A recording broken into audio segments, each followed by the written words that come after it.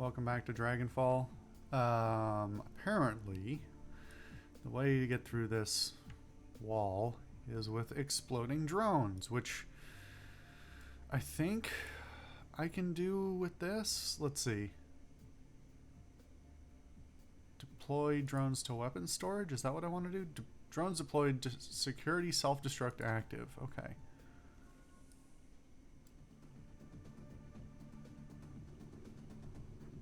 Is it literally just going to walk out and blow itself up and that's it?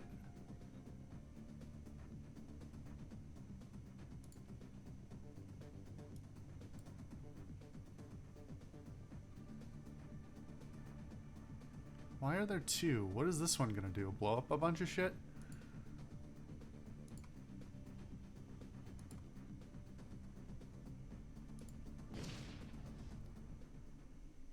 After the drone started an explosion, a message appears on the drone control box's screen.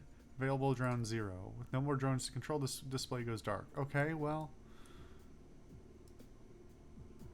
Do these fires ever go out?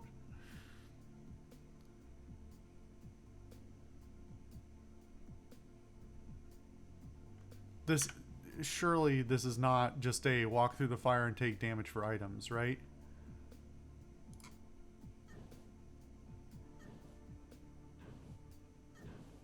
Are you kidding me? Oh, and then the... Fuck you, game. Fuck you, I'm not doing that.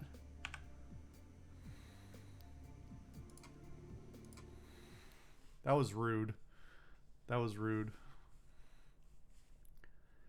If you don't expect me to walk through it, then don't leave it running. Or give me some... We never do anything out of combat like that, right? So, like... Oh, now it's just gone. Wow, okay. Fine. Phosphorus grenade.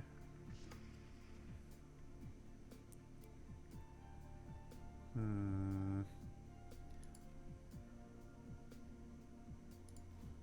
feel like an AP grenade is probably better. Send to the stash.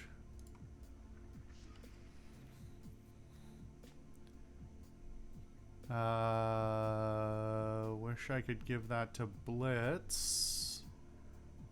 I'm not sure if it's better than his or not, but...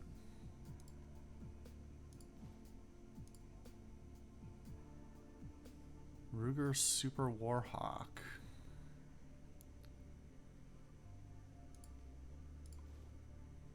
Alright. And Fireball 2. Okay. It wasn't great loot, but it was worth it.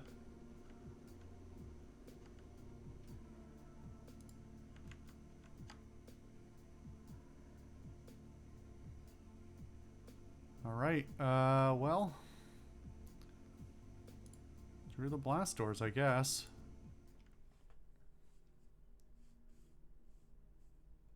Panacea. The sounds of machinery fade behind you as you venture further underground. Whoever built this facility was clearly well financed. It must have taken years to design, excavate, and build a complex like this in secrecy. You continue through dimly lit halls, finally stepping into what appears to be another laboratory area. The corridor before you is deserted. Dr. Adrian Valclair is somewhere within this facility, and with him the answers you seek.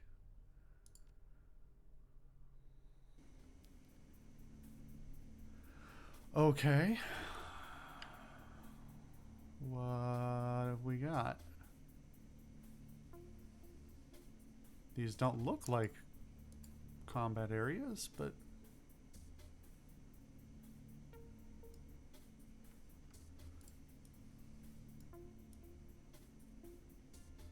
There's nobody in here. And no doors to open. But, you know, spooky research labs and operating rooms.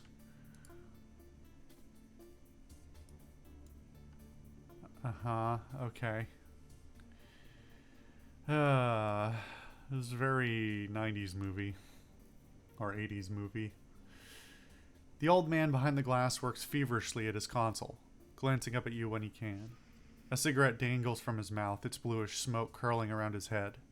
An overflowing ashtray sits on the lab table in front of him. The years have not been kind, but his features are instantly recognizable. Despite his age, he still has the strong chin and high cheekbones that you remember from Greenwinter's DVD. This is Adrian Valclair. As you approach, he stops what he's doing, a look of intense irritation on his face. He clears his throat and a harsh rasping sound emerges from the loudspeaker next to the glass. So you're the Shadowrunners that Aldrin warned me about. I assume you've left a trail of corpses in your wake.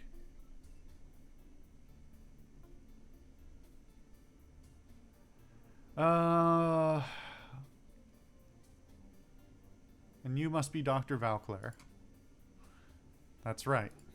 He scowls. I don't know why you insist on interfering with my work, but I assure you that's over now. He reaches down, flips a switch. You hear a loud thud and a clink behind you as the door locks shut. You'll find that the blast door behind you is sealed, and that the laboratory you occupy is fully secured. An important precaution. We keep our test subjects in there, and they are far more dangerous than you. He takes a drag on his cigarette. I won't permit you to cause any further harm, Shadowrunner. You will remain trapped where you are for your own good.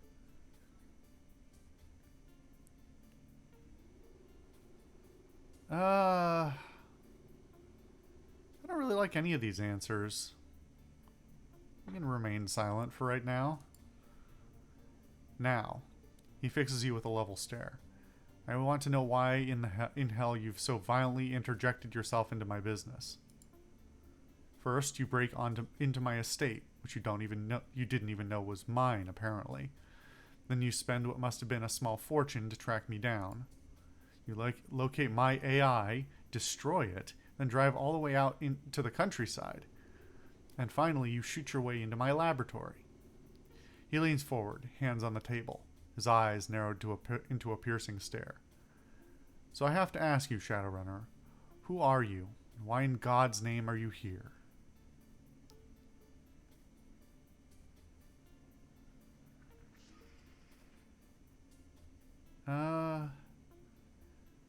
This one's pretty funny. This one's not in character, but I like it. So we'll go with this one. We came to find you, Valclair, to help us stop Furschwinge. Except that the Fire Wing wasn't the one after us after all. It was you all along, wasn't it? Valclair sighs, covers his face with his pale, nicotine-stained hands. To help you stop Furschwinge. That is ironic. But yes, you are correct. I am the one who has been hunting you. The one who sent Apex and Aldrin after you. You're going to pay for that, you bastard. Why attack the Kriz Bazaar, Valclair? Why kill Paul Amsel?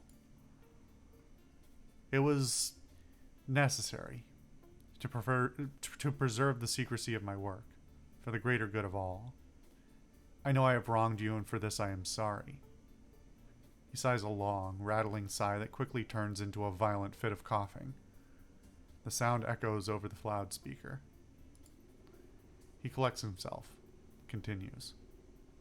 I don't expect you to understand, nor do I have time to explain it to you.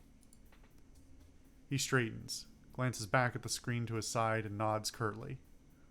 Now, I must know, how did you learn that I was still alive?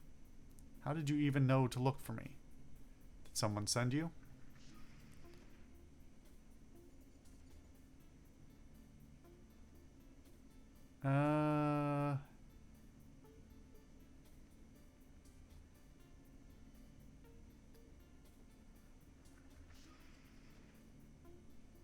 We found these are all pretty similar, but a little bit tonally different, which is interesting because sometimes the answers are like completely divergent and sometimes they're just like rephrasings of basically the same thing. We found out about you from your brother, Valclair. He was trying to find you, right up to the end. Valclair starts, and the sudden movement of his arms sends his overflowing ashtray flying from the table in a cloud of ash. A look of dread fills his face. Up until The end? What do you mean? Where is Hermie? Explain yourself.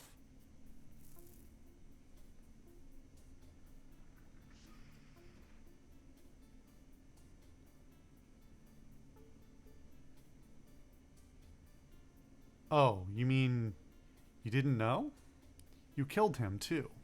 Just like Paul and Monica. He slumps into the chair next to him, his whole body shaking.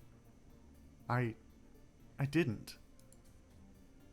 He is suddenly overcome by another fit of coughing. He steadies himself on one arm of the chair. Apex. He clutches his chest. I should have never trusted that thing. He closes his eyes and a tear traces its way down the gaunt hollow of his cheek. Oh, Hermie, the things I've sacrificed. All for this. All for Panacea. All for tonight.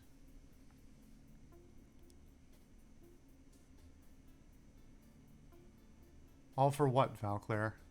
Tell me what's going to happen tonight. You owe Hermie that much. He looks up, dazed, his eyes unfocused. What's going to happen? Oh yes. Tonight. Tonight will be the end of the dragons. Not just Fierschwinge. All dragons.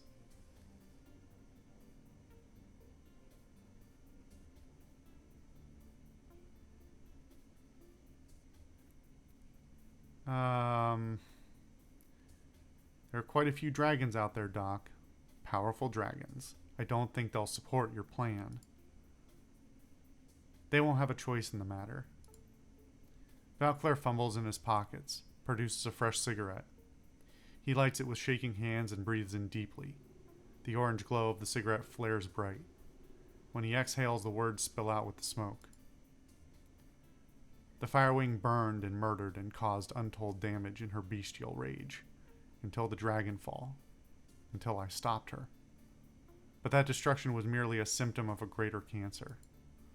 Fierschwinge wrought destruction with fire and claw. The dragons of today, Lofweir, Dunkelzahn, Seladir, they kill and conquer with subtler tools. Deception, manipulation, corruption. He spits with disgust. They use us as pawns, playing pieces, puppets in their millennia-long machinations. Oh yes, dragons are a cancer, one that will conquer, or worse, destroy all of humanity if we do not stop it. One that has metastasized when the world awakened. An ironic metaphor, since it was the failing of my own body that allowed me to see it.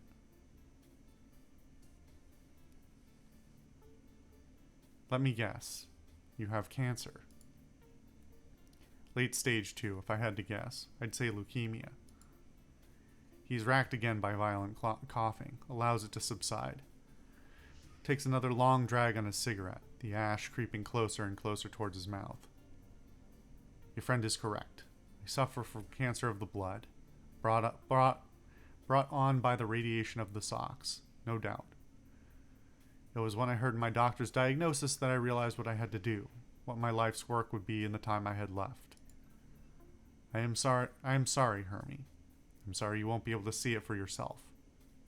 I'm sorry I failed you. Valclair turns his attention back to the computer, stubbing out his cigarette. He grabs a fresh one from the pack and lights it. Tonight I will release my panacea to the world, and how absurd that instrument of dragonkind's destruction. And wait a minute. And how absurd that the instrument of dragonkind's destruction. He presses a button on the terminal, and a large observation window at the far end of the room rises slowly open. Will be carried by Fierschwinge herself. Well, I wasn't expecting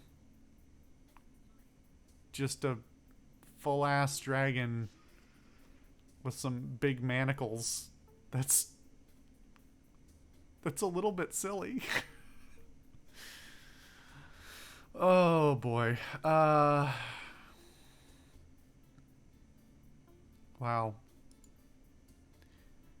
Through the glass, you see the prostrate form of a dragon far below, An enormous set of shackles binds it, and a maze of tubes snakes into its body. The tubes connect to a cruel-looking apparatus that has been mounted to the wall. Son of a bitch. Look at that. You found her alive in the socks after all. Tonight the Firewing will fly again. Infected with Panacea, she will slowly be destroyed from within. But before that happens, she will provide the catalyst for global transmission of the virus. Catalyst? What catalyst? As if spurred on by the sight of the dragon below, he begins typing furiously at his terminal. Fierschwinger's fire will carry the agent in its dormant state. Any metahumans exposed will become carriers, will spread the disease to other dragons. The carriers will be infected with Panacea as well, but it will not harm them. To non-dragons it is a nuisance, nothing more. When a critical mass of carriers is achieved, my Panacea will become unstoppable. It will spread across the globe in a relentless tide.